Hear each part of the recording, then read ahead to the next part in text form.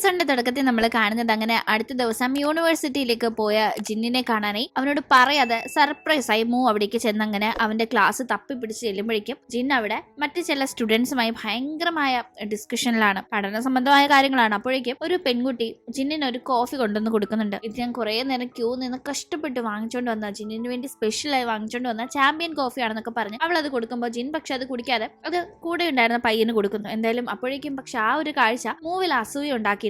വന്ന് അവൾ നൈസ് എവിടെ നിന്ന് പോകാനെ ഒരുങ്ങുമ്പോഴേക്കും അപ്പോ ജിൻ അവളെ കാണുന്നുണ്ട്. വേഗം തന്നെ അവൻ അവിടേക്ക് ചെന്ന് ഇതെപ്പോ വന്നു, എന്ത് പറയാതെ പോകുന്നതെന്നൊക്കെ ചോദിക്കുമ്പോൾ അവളായിട്ട് ആ സമയം കുറച്ച് ജാടയിട്ട് തന്നെ ഞാൻ റിസർച്ച് ഇൻസ്റ്റിറ്റ്യൂട്ടിൽ ഇന്റേൺ ആയിട്ടായിരുന്നല്ലോ, ഇപ്പൊ എന്നെ അവർ ഫുൾ ടീം എംപ്ലോയി ആയി ഹയർ ചെയ്തു, ആ ഒരു കാര്യം പറയാനായിട്ട് വന്നതാണെന്ന് പറയുമ്പോൾ അവൻ കൺഗ്രാറ്റുലേറ്റ് ചെയ്യുന്ന കൂട്ടത്തിൽ തന്നെ ഓഫർ ലെറ്റർ എന്ത് ചെയ്യുന്നു ചോദിക്കുമ്പോൾ എനിക്കൊരു ഹഗ് എന്നാലേ ഓഫർ ലെറ്റർ കാണിക്കുന്ന അവൾ ജാടയിടുമ്പോൾ നീ ഇപ്പൊ എവിടെ നിൽക്കുന്നതെന്ന് അറിയാമോന്ന് അവൻ ചോദിക്കുമ്പോൾ അതെന്താ യൂണിവേഴ്സിറ്റിയിൽ ഡേറ്റ് ചെയ്യാൻ പാടില്ല എന്ന റൂൾ വല്ലതും ഉണ്ടോന്നല്ല. അവൾ അങ്ങനെ അവനോട് സംസാരിച്ചുകൊണ്ട് നിൽക്കുമ്പോഴേക്കും മുന്നേ ജിന്നുമായി സംസാരിച്ച ആ സ്റ്റുഡൻസ് പുറത്തെത്തി ഇവരെ കാണുന്നുണ്ട്. ഇതാര ഗേൾ ഫ്രണ്ട് ആണോ എന്ന് അവർ ചോദിക്കുമ്പോൾ മൂ നൈസായി മാറുന്നുണ്ടെങ്കിലും ജിൻ അവളെ ചേർത്ത് നിർത്തി അത് എന്റെ ഗേൾ ഫ്രണ്ടാ, എനിക്കൊരു സർപ്രൈസ് വിസിറ്റ് തരാൻ വന്നതാണെന്നല്ല അവൻ പറയുമ്പോഴേക്കും ആ പെൺകുട്ടിയുടെ മുഖം പാടുന്നത് മൂ ശ്രദ്ധിക്കുന്നുണ്ടായിരുന്നു. അവർ പോയ ശേഷം ആ പെൺകുട്ടിക്ക് ജിന്നിനോട് എന്തോ താല്പര്യം ഉണ്ടെന്ന് തോന്നുന്നല്ലോ എന്ന് മൂ പറയുമ്പോഴേക്കും എന്നോട് ചുമ്മാ ഡൗട്ട് ചോദിക്കാൻ വന്നതാ, പിന്നെ ഞാൻ സ്വന്തമായിട്ട് ഒരു കോഫി ഷോപ്പ് നടത്തുമ്പോൾ എന്തിനാ വേറൊരാളുടെ കോഫി മേടിച്ച് കുടിക്കുന്നതെന്ന് അവൻ തമാശ പറയുന്നുണ്ടായിരുന്നു. ആ കൂട്ടത്തിൽ തന്നെ അവളെ അവൻ ആ ടീം അവളുടെ ഈ കുശുമ്പും കുന്നായ്മയും കണ്ട് സ്നേഹം കൂടി കിസ് ചെയ്യുന്ന ടീം ഇത് എവിടെ നിൽക്കുന്നതെന്ന് അറിയില്ലേന്ന് അവൾ തിരിച്ചവനെ കളിയാക്കുമ്പോൾ ഞങ്ങളുടെ യൂണിവേഴ്സിറ്റിയിൽ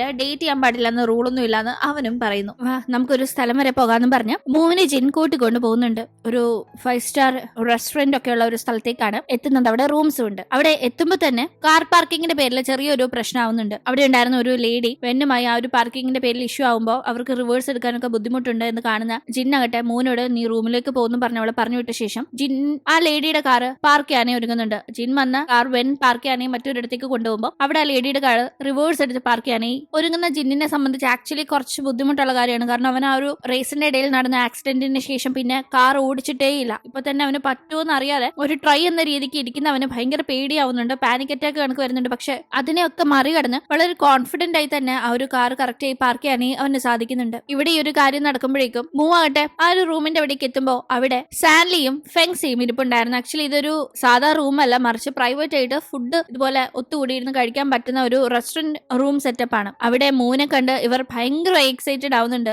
ജിന്നും മൂവും വീണ്ടും ഒന്നിച്ചു എന്നത് അവരെ സംബന്ധിച്ച് ഭയങ്കര സന്തോഷിപ്പിക്കുന്ന ഒരു കാര്യമായിരുന്നു. അവർ വളരെ ഹാപ്പി ആവുന്നു. എന്തായാലും കാര്യങ്ങൾ ഇത്രയൊക്കെ ആയിട്ട് ഞങ്ങളോടൊരു വാക്ക് ഇപ്പോഴല്ലേ പറഞ്ഞെന്ന് അവർ പരിഭവം പറയുന്നുണ്ടെങ്കിലും അവരുടെ വിശേഷങ്ങളും ഇവരുമായി പങ്കുവെക്കുന്നു. പ്രത്യേകിച്ച് മൂവുമായി. ജിന്നിന് ഓൾറെഡി ഇവരുടെ വിശേഷങ്ങളൊക്കെ അപ് ടു ഡേറ്റ് ആയിട്ട് അറിയാലോ. മൂവണിലെ കുറെ നാളുകൾക്ക് ശേഷം ഇവരെ കാണുന്നത്. ഫെങ്സി അവന്റെ പഠനമൊക്കെ കഴിഞ്ഞ് ജിൻ വർക്ക് ചെയ്യുന്ന ഒരു ഫാക്ടറി തന്നെ ഒരു ജോലിക്ക് ഇപ്പോൾ ജോയിൻ ചെയ്തിട്ടുണ്ട്. സാൻലി ആകട്ടെ അവന്റെ ഈ 2 ഫ്രണ്ട്സ് ഇപ്പോൾ ചൈനയിലാണല്ലോ ഉള്ളത്. അതുകൊണ്ട് അവനും തായ്ലൻഡിൽ നിന്ന് ചൈനയിലേക്ക് എത്തി അവിടെ അവന് ഈ ഫുഡ് റിലേറ്റഡ് ആയ കാര്യങ്ങൾ ചെയ്യാൻ വളരെ ഇഷ്ടമുള്ളത് കൊണ്ട് ജിന്നിന്റെ ഒരു ഫാക്ടറിയുടെ അടുത്ത് തന്നെ ഒരു റെസ്റ്റോറന്റ് സ്റ്റാർട്ട് ചെയ്തിട്ടുണ്ടെന്ന കാര്യങ്ങൾ പറയുന്നു. എന്തായാലും രസകരമായി അവിടെ കാര്യങ്ങൾ പോകുന്നുണ്ട്. എന്റെ വിസിറ്റിംഗ് കാർഡ് വെച്ചോന്നൊക്കെ പറഞ്ഞ വലിയ സംഭവമായി ഞാൻ മറ്റുള്ള ഒരു വിസിറ്റിംഗ് കാർഡ് സാൻലി എടുത്ത് നീട്ടുമ്പോൾ അത് ജിൻ പെട്ടെന്ന് വാങ്ങുന്നു. ഞാൻ നോക്കിയിട്ട് തരാമെന്ന് പറഞ്ഞ മൂ അത് നോക്കുമ്പോൾ ആക്ച്വലി അത് സാൻലിയുടെ അല്ല ജിന്നിന്റേതാണ്. സാൻലി പറ്റിക്കാൻ വേണ്ടി ചെയ്തതാണെന്ന് മനസ്സിലാക്കുന്ന മൂ ചിരിക്കുന്നുണ്ട്. എന്തായാലും ജിൻ അവരുടെ കൂടെ ഹാപ്പി ആയിട്ടുണ്ടായിരുന്നു. താൻ ജിന്നിന്റെ അടുത്തില്ലാതിരുന്ന ഇത്രയും നാൾ അവന്റെ ഫ്രണ്ട്സ് അവനെ നല്ല രീതിയിൽ ടേക്ക് കെയർ ചെയ്തു. അത് ഇവരുടെ ഫ്രണ്ട്ഷിപ്പിന്റെ ഏറ്റവും വലിയൊരു പ്ലസ് ആണെന്ന കാര്യങ്ങളൊക്കെ മൂ വളരെ സന്തോഷത്തിൽ ഇങ്ങനെ ആലോചിക്കുന്നുണ്ട്. അങ്ങനെ പിന്നീട് ജിന്നും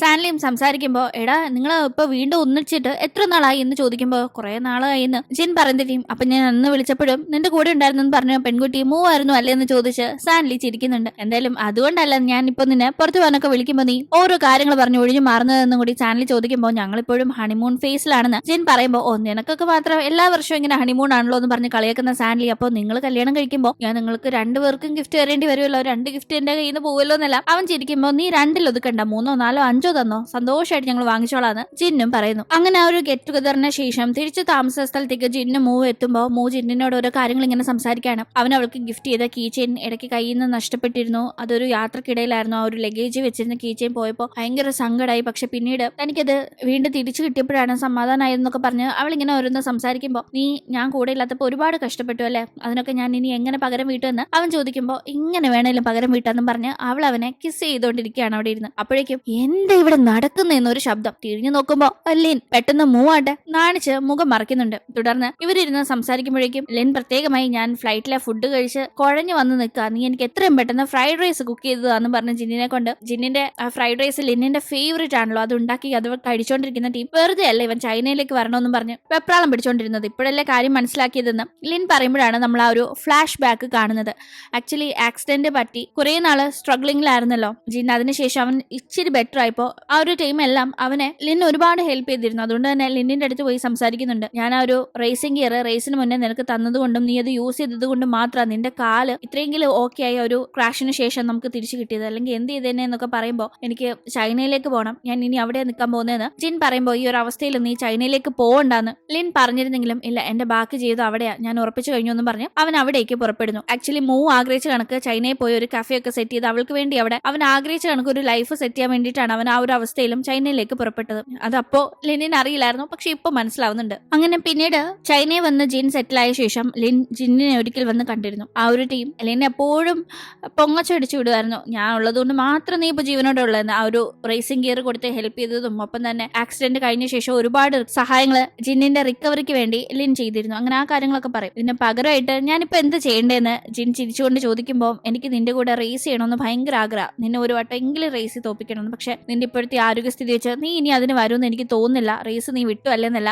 ലിൻ ചോദിക്കുമ്പോൾ അതെ ഞാൻ ഇനി റേസ് ചെയ്യാനില്ല എന്ന് ജിൻ പറയുന്ന ടീം. നിനക്കറിയാലോ എന്റെ റേസിംഗ് ക്ലബിന്റെ കാര്യത്തെ പറ്റി, നിന്നെ പോലെ നല്ലൊരു റേസറിന്റെ ഒരു മെന്റർഷിപ്പ് അവിടെയുള്ള ബാക്കി റേസേഴ്സിന് കിട്ടിക്കഴിഞ്ഞാൽ അത് അവർക്ക് ബെറ്റർ ആവാനായി ഒരുപാട് ഹെൽപ്ഫുൾ ആയിരിക്കും. അതുകൊണ്ട് നീ എന്റെ ക്ലബിലെ മെമ്പേഴ്സിന് ഒരു മെന്ററായി നിന്ന് ടിപ്സും ട്രിക്സ് ഒക്കെ പറഞ്ഞു കൊടുക്കണം, അവർ റേസിംഗിൽ മുന്നോട്ട് വരട്ടെ എന്നല്ല ലിൻ പറയുമ്പോൾ ജിൻ അതിന് തയ്യാറായിരുന്നു. അങ്ങനെ ലിന്നിന്റെ റേസിംഗ് ക്ലബില് ജിന്നും ഒരു പാർട്ട്ണറായി കാര്യങ്ങൾ മുന്നോട്ട് കൊണ്ടുപോകുന്നുണ്ട്. അങ്ങനെ ഓരോ കാര്യങ്ങളൊക്കെ ഇപ്പൊ ഇവർ മൂവിനോട് പറയാണ്, ഞാൻ ഇടയ്ക്കിടയ്ക്ക് ഇവനെ കാണാൻ ഇതുപോലെ വന്ന് ശല്യപ്പെടുത്താറുണ്ട് എന്ന് പറയുമ്പോൾ ഇത് നിന്റെ വീടല്ലേ, നിനക്ക് എപ്പോ വേണമെങ്കിലും വരാമല്ലോ എന്ന് ജിൻ പറയുമ്പോൾ ജിൻ ലിന്നിന് ഇവിടെ താമസിക്കാൻ കൊടുത്ത ഇടമാണ് ഇതെന്ന് നമുക്ക് മനസ്സിലാക്കാം. എന്തായാലും നിനക്ക് ഞാൻ വരുന്ന അത്ര ശല്യമാണെങ്കിൽ വേഗം ഇവിടെ നിന്ന് ഇറങ്ങിപ്പൊക്കോളാനായി. അത് കേട്ട് ലിൻ കളിയാക്കുമ്പോൾ എങ്കിലേ എന്റെ ഫ്രൈഡ് റൈസ് വേഗം തിരിച്ചതാന്ന് ജിന്നും തിരിച്ചു പറയുന്നു. ഇപ്പൊ എന്താ നിന്റെ വരവിന്റെ ഉദ്ദേശം, എന്തോ കാര്യം ഉണ്ടല്ലോ എന്ന് ജിൻ ചോദിക്കുമ്പോൾ നീ റേസിലേക്ക് മടങ്ങി വരണം, എനിക്കത് വലിയ ആഗ്രഹമാണ്, മറ്റേ റിസ്ക് ഉള്ള റേസ് അല്ല, അല്ലാണ്ട് നമ്മുടെ റേസ്, നീ അതിന് വരണമെന്നല്ല ലിൻ പറയുമ്പോൾ ജിൻ ഇങ്ങനെ ഒരുമാതിരി കേട്ടിരിക്കുകയാണ്. ഈ ടീം മൂവാട്ടെ, നീ പോണം, നിനക്കതിന് പറ്റുന്നെല്ലാം ജിന്നിനെ മോട്ടിവേറ്റ് ചെയ്യുന്നുണ്ട്. കാരണം ജിന്നിന് റേസിംഗ് ഇഷ്ടമാണെന്ന് അവൾക്കറിയാം.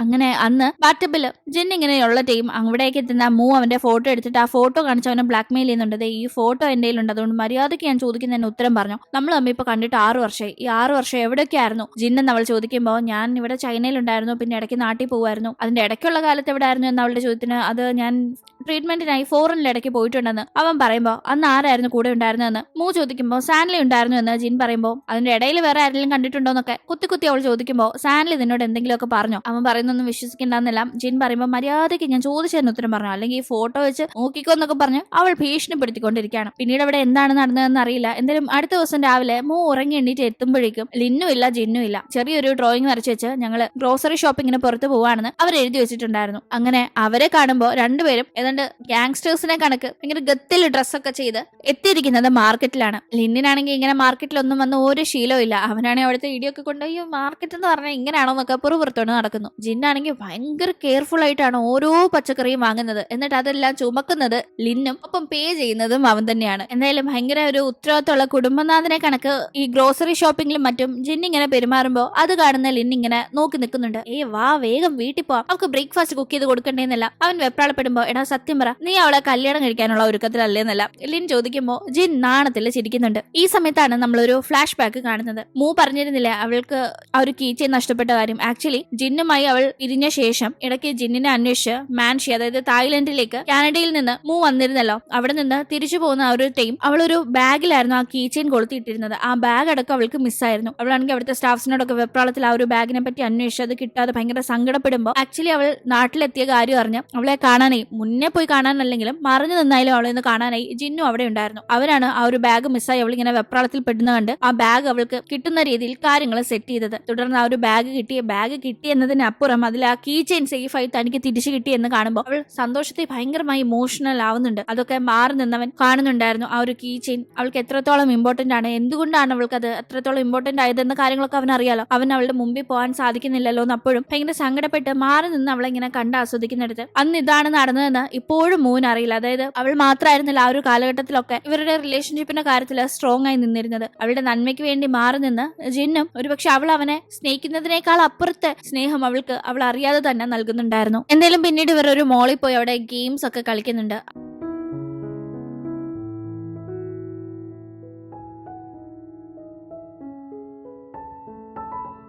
ഒരു സമയത്ത് റേസിംഗ് ഗെയിം കളിക്കുന്ന ടീം ഞാൻ പറഞ്ഞ കാര്യം എന്തേ നീ ആലോചിച്ചൊന്നല്ല ലിൻ ചോദിക്കുമ്പോൾ മൂനോട് കുറച്ച് വെള്ളം എടുത്തു തരാനായി ജിൻ പറയുന്നുണ്ട്. തുടർന്ന് അവൾ പോകുന്ന ഗ്യാപ്പിൽ ഞാൻ എന്തുകൊണ്ടാണ് റേസിന് ഇപ്പോൾ റെഡി അല്ലാത്തതെന്ന് നിനക്കറിയാലോ എന്ന് ജിൻ പറയുമ്പോൾ എനിക്കറിയാം, ഒരു 6 വർഷം ഒരു പയ്യനെ കാത്തിരിക്കുക എന്നത് ഭയങ്കര റെയർ ആയ ഒരു സംഭവമാണ്. നിനക്ക് അത്രയും നല്ലൊരു പെൺകുട്ടിയെ കിട്ടിയപ്പോൾ നീ ആ രീതിക്ക് ലൈഫ് കൊണ്ടുപോകണം. അവൾക്ക് വേണ്ടി നിനക്ക് ഇഷ്ടമുള്ള ഈ ഒരു റേസ് ഒക്കെ ക്വിറ്റ് ചെയ്യണം. ലൈഫിൽ ഒരിക്കലും റിസ്ക് കൊണ്ടുവരരുതെന്ന് വിചാരിക്കുന്നത് നല്ല കാര്യം തന്നെയാണ് എന്ന് പറയുന്ന ലിൻ അങ്ങനെ ആ ഒരു സംസാരത്തിന്റെ ഇടയിൽ ഇവർ കളിച്ചുകൊണ്ടിരുന്ന ആ ഒരു റേസിംഗ് ഗെയിമിൽ ജയിക്കുകയും റിയൽ റേസിൽ ജിന്നിനെ തോപ്പിച്ച കണക്ക് വളരെ ഹാപ്പി ആവുകയും ചെയ്യുന്നുണ്ട്. എന്തായാലും അങ്ങനെ അടുത്ത ദിവസം രാവിലെ മൂ റെഡി ആവുന്നുണ്ട്. അവൾക്കാണെങ്കിൽ അർജന്റ് ആയിട്ട് ഒരു മീറ്റിംഗ് ഉണ്ട്. അതുകൊണ്ട് തന്നെ ബ്രേക്ക്ഫാസ്റ്റ് പോലും വേണ്ടെന്ന് പറഞ്ഞ് അവൾ റെഡി ആയി പോകാൻ ഒരുങ്ങുമ്പോൾ അവൻ ഓൾറെഡി അവൾക്ക് വേണ്ടി ബ്രേക്ക്ഫാസ്റ്റ് ഒക്കെ സെറ്റ് ആക്കിയിരുന്നു. അതുകൊണ്ട് തന്നെ അത് പാക്ക് ചെയ്ത് കൊടുത്ത് അങ്ങനെ അവർ ഹാപ്പി ആയി പിരിയുന്നുണ്ട്. പക്ഷെ അവൾ വീട്ടിൽ നിന്ന് ഇറങ്ങിയ ശേഷമാണ് അവൾ ഒരു ഡോക്യുമെന്റ് എടുത്തില്ലെന്ന് കാണുന്നത്. അത് ബസ് സ്റ്റോപ്പിൽ കൊണ്ട് കൊടുക്കാന്ന് കരുതി വേഗം അപ്പാർട്ട്മെന്റിന്റെ അടുത്തുള്ള ബസ് സ്റ്റോപ്പിന്റെ അവിടേക്ക് എത്തുമ്പോഴേക്കും ഒരു ബസ് അവിടുന്ന് മുന്നോട്ട് എടുക്കുന്നു. അവൾ അതിൽ കയറി പോയി കാണുന്ന ടെൻഷൻ ആവുന്നവൻ ഒരു ക്യാബ് വിളിച്ച് കൊണ്ട് കൊടുക്കാന്ന് കരുതുമ്പോഴേക്കും ആ ബസ്സിന്റെ സൗണ്ടിലും അതിന്റെ ഒരു പോക്കിലൊക്കെ എന്തോ ഒരു പന്തികേട് ഫീൽ ചെയ്യുന്ന ജിൻ വേഗം തന്നെ ക്യാബ് വിളിക്കാൻ നിൽക്കാതെ അവൾക്ക് അതുമൂലം അപകടം ഉണ്ടാവുന്ന ടെൻഷനിൽ വേഗം അവന്റെ കാർ എടുത്ത് ഡ്രൈവ് ചെയ്ത് പോകുന്നുണ്ട്. അവൻ കാറാണെങ്കിൽ ഇങ്ങനെ ഡ്രൈവ് ചെയ്യാറില്ല, പക്ഷെ അവൾക്ക് എന്തോ അപകടം പറ്റുന്നുള്ള ടെൻഷനിൽ പെട്ടെന്ന് അവൻ ഒരു ക്യാബിലൊന്നും വെയിറ്റ് ചെയ്ത് സമയം കളയാതെ ഡ്രൈവ് ചെയ്ത് അങ്ങനെ പോവാണ്. തുടർന്ന് ആ ഒരു ബസ്സിൽ അപ്പോഴേക്കും പുകയൊക്കെ ഉയരാൻ തുടങ്ങിയിരുന്നു. അതിൽ തീപിടുത്തം നടക്കാൻ പോവുകയാണെന്ന് ഓൾറെഡി അത് സ്റ്റാർട്ട് ആവുന്നതിന് മുന്നേ തന്നെ ജിന്നിന് മനസ്സിലായിട്ടാണ് അവൻ ചേസ് ചെയ്ത് പോകുന്നത്. പക്ഷെ അവൻ ഇടയ്ക്ക് ആ ബസ്സിനെ ക്യാച്ച് ചെയ്യാൻ സാധിക്കാതെ ഒരു സിഗ്നലിന്റെ അവിടെ നിൽക്കുമ്പോഴേക്കും അവൻ വേഗം മൂനെ കോൾ ചെയ്യുന്നുണ്ട്. ഇതിന്റെ ഇടയിൽ പലതവണ കോൾ ചെയ്തെങ്കിലും കോൾ കിട്ടിയിരുന്നില്ല. ഇപ്പൊ കോൾ ചെയ്യുമ്പോൾ അവൾ ആ ബസ്സിലില്ല, അവൾ ഒരു ഷോപ്പിന്റെ അവിടെയാണ്. ഞാൻ ആ ഫയൽ എടുക്കാൻ മറന്നു, ഫയൽ ഒന്ന് കൊണ്ടുതരുമോന്ന് അവനോട് ഇങ്ങോട്ട് പറയുമ്പോഴാണ് അവൻ ആശ്വാസമാവുന്നത്. അവൻ വേഗം തന്നെ അവളുള്ള ഷോപ്പിന്റെ അവിടേക്ക് ചെന്ന് അവളെ കെട്ടിപ്പിടിക്കുന്നുണ്ട്. നീ ആ ബസ്സിൽ കയറി പോയെന്ന് ഞാൻ പേടിച്ചു പോയെന്നല്ല അവൻ പറയുമ്പോഴേക്കും അപ്പോഴാണ് അവൾ ഇവൻ തന്നെ കാണാനായി കാറിലാണ് വന്നതെന്ന് മനസ്സിലാക്കുന്നത്. അവൾക്ക് ഭയങ്കര സന്തോഷമാവുന്നുണ്ട്. അവൻ പതിയെ പതിയെ നോർമൽ ലൈഫിലേക്ക് മടങ്ങി വന്നുകൊണ്ടിരിക്കുന്നല്ലോ എന്ന്. അവൻ എന്തായാലും പിന്നീട് ബൈക്കിലൊന്ന് റേസ് പോയി നോക്കുന്നുണ്ട്. പക്ഷെ ഭയങ്കര സ്പീഡിലൊന്നും ഓടിക്കാനായി അവന് സാധിക്കുന്നില്ല. എന്നിരുന്നാലും അവനായിട്ട് ആ ടീം ഒരു ചേട്ടൻ അനീതിയെ സൈക്കിൾ ഓടിക്കാൻ പഠിപ്പിക്കുന്ന കാഴ്ച കാണുമ്പോൾ അവന്റെ മൂവിന്റെയും കുട്ടിക്കാലം ഓർക്കുന്നുണ്ട്. അവന്റെ കുട്ടിക്കാലത്തും അവളുണ്ടായിരുന്നു, ഇപ്പോഴും അവൾ കൂടെയുണ്ട്. അതിന്റെ ഇടയ്ക്കുള്ള ഒരു 6 വർഷം അവൻ അവളെ ലൈഫിൽ നിന്ന് മാറ്റി നിർത്താൻ നോക്കിയെങ്കിലും അപ്പോഴും അവൾ അവനെ മാത്രം ഓർത്താണ് ജീവിച്ചിരുന്നത്. അത്രയും അവന് വേണ്ടി ജീവിക്കുന്ന അവളെ ഇനി ലൈഫിൽ എത്രത്തോളം ഹാപ്പി ആക്കാൻ സാധിക്കും, അവൾക്ക് വേണ്ടി എന്തൊക്കെ ചെയ്യാൻ സാധിക്കും അതെല്ലാം താൻ ചെയ്യും. ഒന്നിച്ച് ഹാപ്പിയായി ജീവിക്കും, അതിനെന്തും ചെയ്യുമെന്ന് അവൻ മനസ്സിൽ ഉറപ്പിക്കുന്നു. അവനങ്ങോട്ട് അന്ന് തിരിച്ച് അപ്പാർട്ട്മെന്റിലേക്ക് എത്തി അവൾക്ക് ഒരു നൂഡിൽസ് കുക്ക് ചെയ്ത് കൊടുക്കുന്നുണ്ട്. അത് കഴിക്കുന്ന അവൾ പെട്ടെന്ന് അച്ഛനുണ്ടാക്കുന്ന അതേ നൂഡിൽസിന്റെ ടേസ്റ്റ് ആണല്ലോ ഇതിനെന്ന് ഓർക്കുന്നുണ്ട്. ആക്ച്വലി മൂവിന് അച്ഛനുണ്ടാക്കുന്ന നൂഡിൽസിന്റെ റെസിപ്പി ഭയങ്കര ഇഷ്ടമായതുകൊണ്ട് അവൻ അച്ഛനോട് അത് ചോദിച്ച് പഠിച്ചു വെച്ചതാണ്. കൂടാതെ അച്ഛനും ഒരുപാട് മാറിയിരുന്നു. അച്ഛന്റെ ഡ്രിങ്ക്സ് അടിയൊക്കെ മാറ്റി നല്ല രീതിക്കാണ് ഇപ്പോൾ ജീവിക്കുന്നത് എന്ന കാര്യങ്ങൾ മൂവിനോട് ജിൻ പറയുന്നുണ്ട്. ഒപ്പം തന്നെ അവൻ ഈ ആക്സിഡന്റ് പറ്റി അവൻ അതിൽ നിന്ന് റിക്കവർ ചെയ്യാനായി ശ്രമിക്കുന്നതിന്റെ ഇടയിൽ ലിൻ അവൻ എത്രത്തോളം ഹെൽപ്പ് ചെയ്തിട്ടുണ്ട്, അവൻ തിരിച്ച് ഡ്രൈവ് ചെയ്യും, അവൻ അതിനുള്ള കഴിവുണ്ട് എന്നതൊക്കെ ലിൻ എപ്പോഴും അവനെ ഓർമ്മപ്പെടുത്തുമായിരുന്നു. ആക്ച്വലി ഈ റേസിലേക്ക് മടക്കി ഇങ്ങനെ വിളിച്ചുകൊണ്ടിരിക്കുന്നത് തന്നെ ആ ഒരു ഡ്രൈവിംഗിലേക്ക് ജിൻ എത്തണം എന്ന കാര്യം കൊണ്ടാണ്. ലിന്നും അച്ഛനും തന്റെ ഫ്രണ്ട്സായ സാൻലിയും ഫ്രണ്ട്സിയും ഒക്കെ എത്രത്തോളം തന്നെ ആ ഒരു റിക്കവറി സ്റ്റേറ്റിൽ ഹെൽപ്പ് ചെയ്തിട്ടുണ്ടെന്ന കാര്യങ്ങളൊക്കെ ജിൻ ഇപ്പൊ വളരെ ഹാപ്പിയായി മൂവിനോട് ഷെയർ ചെയ്യുന്നുണ്ട്. ഇതൊക്കെ കേൾക്കുമ്പോൾ അവളും ഒരുപാട് ഹാപ്പിയാണ്. കൂടാതെ അതിന്റെ ഇടയിൽ അവനാകട്ടെ നമുക്ക് അടുത്ത മാസം കാനഡയിലേക്ക് പോയി നിന്റെ അമ്മയെ കണ്ട് നമ്മുടെ കാര്യം സംസാരിച്ചാലോ എന്ന് മൂവിനോട് ചോദിക്കുമ്പോൾ അവൾ അതിലും കൂടുതൽ ഹാപ്പി ആവാനുണ്ടോ, ഒരുപാട് ഹാപ്പി ആവുന്നുണ്ട്. ആക്ച്വലി ഇങ്ങനെ കാനഡ പോകാനായി തീരുമാനിച്ചെങ്കിലും ജിന്നിന്റെ ഉള്ളിൽ മൂവിന്റെ അമ്മ ഈ കാര്യം അറിയുമ്പോൾ എങ്ങനെ റിയാക്ട് ചെയ്യുമെന്ന് പേടിയുണ്ട്. കാരണം മൂവിനെ ഫോൺ വിളിക്കുന്നതോ അല്ലെങ്കിൽ ഒരു കത്ത് എഴുതുന്നത് പോലും പണ്ടേ ഈ അമ്മയ്ക്ക് ഇഷ്ടമുണ്ടായിരുന്നില്ല. ഇപ്പൊ അത് അറിയുമ്പോൾ അവർ ഏത് രീതിയിൽ റിയാക്ട് ചെയ്യും എന്ന ടെൻഷനിൽ തന്നെയാണ് അവൻ ആക്ച്വലി മൂവിനെ കൂടെ കാനഡയിൽ പോകാനായി ഒരുങ്ങുന്നത്. അങ്ങനെ ഇവിടെ കൊണ്ട് ഇന്നത്തെ എപ്പിസോഡ് അവസാനിക്കുന്നു. ഇവരുടെ റിലേഷൻ വീട്ടിൽ അറിയുമ്പോൾ എന്തായിരിക്കും അമ്മയുടെ റിയാക്ഷൻ എന്നത് നമ്മൾ നാളെ അപ്ലോഡ് ചെയ്യാനായി പോകുന്ന ഈ ഡ്രാമയുടെ ഫൈനൽ എപ്പിസോഡിലൂടെ കാണാം. ഇനി ഒരൊറ്റ എപ്പിസോഡ് കൊണ്ട് ഈ ഒരു ഡ്രാമ അവസാനിക്കുന്നതിന്റെ നല്ല സങ്കടം ഉണ്ടെങ്കിലും മൂവും ജിന്നും ഒന്നിച്ച് ഹാപ്പി ജീവിക്കുമായിരിക്കും എന്ന പ്രതീക്ഷയുണ്ട്, നല്ല സന്തോഷമുണ്ട്. ഇന്നത്തെ വീഡിയോ കൂട്ടുകാർക്ക് ഇഷ്ടമായാൽ മറക്കാതെ ലൈക്ക് ചെയ്തും ഷെയർ ചെയ്തും സബ്സ്ക്രൈബ് ചെയ്തും സപ്പോർട്ട് ചെയ്യണം. വീണ്ടും പുതിയൊരു എപ്പിസോഡുമായി കണ്ടുമുട്ടും വരെ ബൈ.